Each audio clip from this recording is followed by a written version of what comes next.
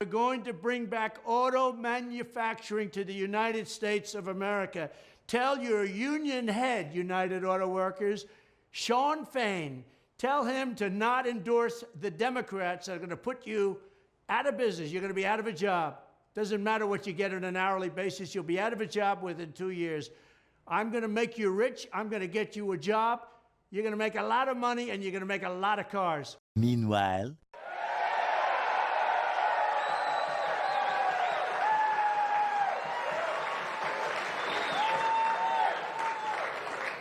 Donald Trump is a billionaire, and that's who he represents.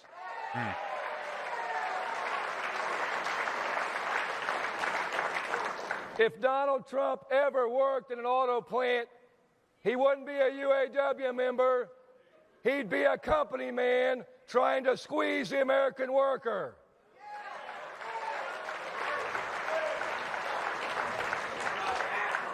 Wrong.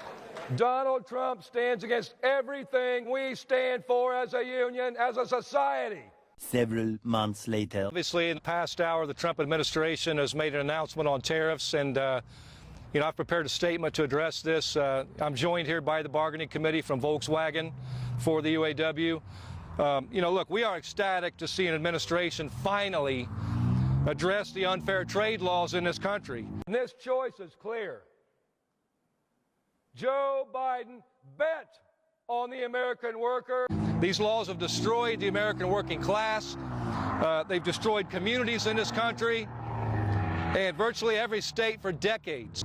So, we're talking about what President Trump said was a 25% tariff on vehicles not produced in the United States. Also part of that was the ability for Americans to deduct the interest off their loans for buying products that are made in America. Wow, guys, I just know that is fascinating for you to watch. This guy, Sean Fain, notices that Trump is saving this industry, but before that, he was saying, we've been needing help, and Joe Biden was in office, and Joe Biden never helped. This just goes to show you that most Democrats are chameleons. Every time money's involved, they switch over to common sense. I'm telling you guys, just watch this video right here. Let's start very simply on the question of tariffs on autos and auto parts. Fundamentally and quite simply, why do you believe those are helpful for your membership? Thanks for having me. Look, all you have to do is look at the history of the United States, especially in auto manufacturing in the last 30 years with the inception of NAFTA and unfair trade laws. We've seen over 90,000 manufacturing facilities leave the United States. We've seen, in the big three alone in the last 20 plus years, 65 plants have closed. And so, look, tariffs aren't the total solution. Tariffs are a tool in the toolbox to get these companies to do the right thing, and the intent behind it is to bring jobs back here and invest in the American workers. The American working class people have been left behind for decades, and they're sick of it. It's a massive struggle. People are struggling just to survive right now, to get by, and so, there's two parts to the tariffs, though. I mean, the tariffs are a motivator. We have to fix the broken trade laws. And the other thing to me is, these can't just be as with the Biden administration when they did the stuff for battery work and EV work. So even going through all that, he was still thanking Biden and still supporting the Democrats. I'm telling you guys, you're going to see a lot more of this type of stuff in the media, I want to say, the next few months. All these people that thought Trump was going to ruin America, you're going to see a lot of these people come out and thank Trump for tariffs, lower prices on groceries, oil. Everything is going to be lower. These never-Trumpers are starting to step up and finally thank Trump. If I was Trump, I wouldn't. Me personally, that's why I'm not the president. Because me personally, I wouldn't be able to accept this apology. I wouldn't be able to accept these people thanking me, because they bashed you in the media for years. They ruined your family name. Come on, man. I don't know. Me personally, I wouldn't be able to. I would have bled these people out. Let me know what you guys are thinking. Let's keep going.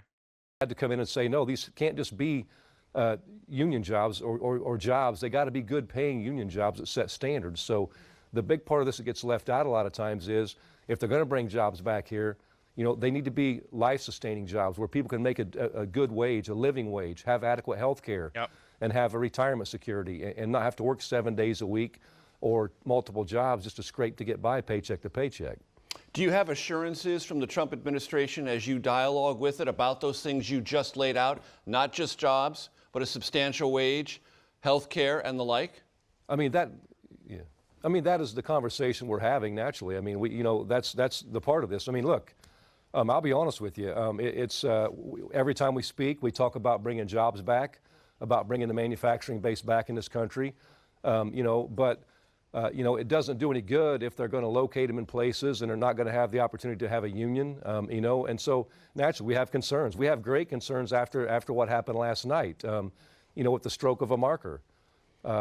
Trump eliminated bargaining or eliminated contracts for 700,000 federal workers. We have concerns with what's going on with our higher education sector that we represent. We have members who are being.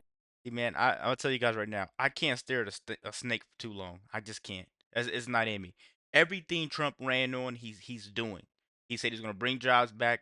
He's going to put these tariffs on people.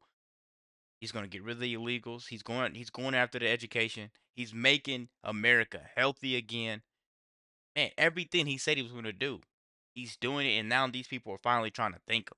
There's snakes in the grass, man. Just snakes, because they never really cared about Americans. Trump is a true patriot. It's obvious that he's for Americans. Let me know what you guys think about this quick video. Be sure to like, comment, subscribe if you're new. And as always, let me know at the Act 2. We're out.